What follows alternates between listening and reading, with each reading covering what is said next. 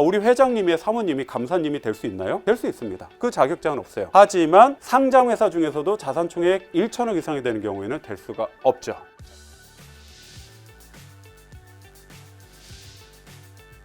자, 이제 우리가 사회이사를 기준으로 볼게요. 우리 사회이사 기본적으로 비상장회사의 경우에 반드시 선임 의무가 있는 거 아니다라고 말씀드렸어요. 그래서 임의적 설치입니다. 자, 상장회사의 경우에는 사회이사 반드시 선임을 해야 되는 것이죠. 자, 그런데 상장회사의 경우에도 자산 총액이 2조 원 이상이 되는 경우에는 그 가중된다 그랬어요. 상장하는 경우에는 사회이사를 4분의 1 이상 선임을 해야 되는데 2조 이상이 되는 경우에는 이사 총수의 과반수가 되도록 해야 됩니다. 그리고 최소 3명 이상이 되도록 해야 되는 것이고요. 자, 그럼 사회이사 후보 추천위원회에서 추천한 사회이사 후보자들만 사회이사로 선임할 수 있는 이런 제한이 있는데, 자, 이거는 이런 사회이사가 이사의 과반수를 장악하는 이런 회사 굉장히 중요한 부분이겠죠. 그렇기 때문에 자산총액 2조 원 이상인 상장회사의 경우에 한해서 적용이 됩니다. 자, 사회이사 이렇게 정리가 됐고요. 감사하고 감사위원회를 한번 보도록 하겠습니다. 자, 감사위원회. 자, 일반감사, 우리가 상법에서 정하는 일반감사 선임하죠. 뭐 상근, 비상근 여부 상관이 없습니다. 자, 그런데 상장이 딱 되면 사회이사처럼 뭔가 달라지는 것이 아니라 상장돼도 일반감사로 계속 선임할 수 있습니다. 그러다가 어느 시점이 되면 자산총액이 1천억 이상이 되는 시점이 되면 그러면 그때부터는 상근감사를 선임해야 됩니다.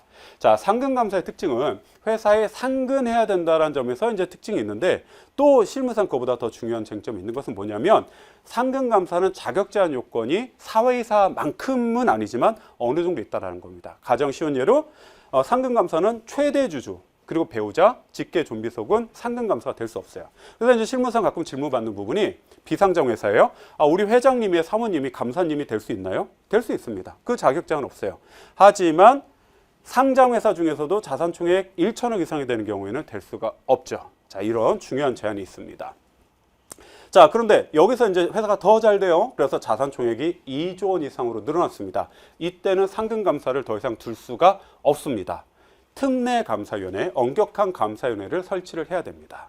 자, 그러면 우리 여기서 다시 이제 비상장사와 자산총액 1천억 미만인 상장회사의 경우로 내려오면 일반 감사를 선임하지 않는 방법으로 감사위원회를 선임하는 방법이 있다고 그랬어요. 이사회내 위원회에서 그냥 이사님들끼리.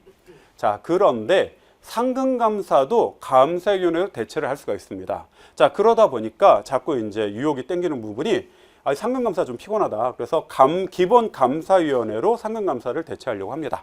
자, 그런데 그 부분이 유권 해석도 있고 뭐 그랬음에도 불구하고 계속 이제 업계에서 시도가 되자 상법 개정으로 명문화 시켜놨습니다. 그래서 상근감사를 가름할 수 있는 감사위원회는 요 특례감사위원회 뿐입니다. 기본 감사위원회는 가름할 수가 없습니다. 자, 그래서 요 구조도가 이제 우리가 머릿속에 딱 기억이 난다라면 우리가 주식회사의 자산총액에 따른 기관의 구조도가 그려졌다, 이해를 했다, 이렇게 보셔도 되겠습니다. 자, 그 아래 제가 특례감사위원회의 일괄 선출 방식과 분리 선출 방식 요걸 좀 정리해 놨는데요. 이건 이후에 제가 이사 선임 시 부분을 좀 따로 쟁점을 떼놨습니다. 거기서 말씀을 드리도록 하겠습니다. 지금 사실 좀 자산총액 2조 원 되시는 이상 되시는 상장회사는 이 분리 선출 때문에 고민이 많으실 겁니다. 그래서 무슨 내용이냐 뒤에서 말씀드리겠습니다.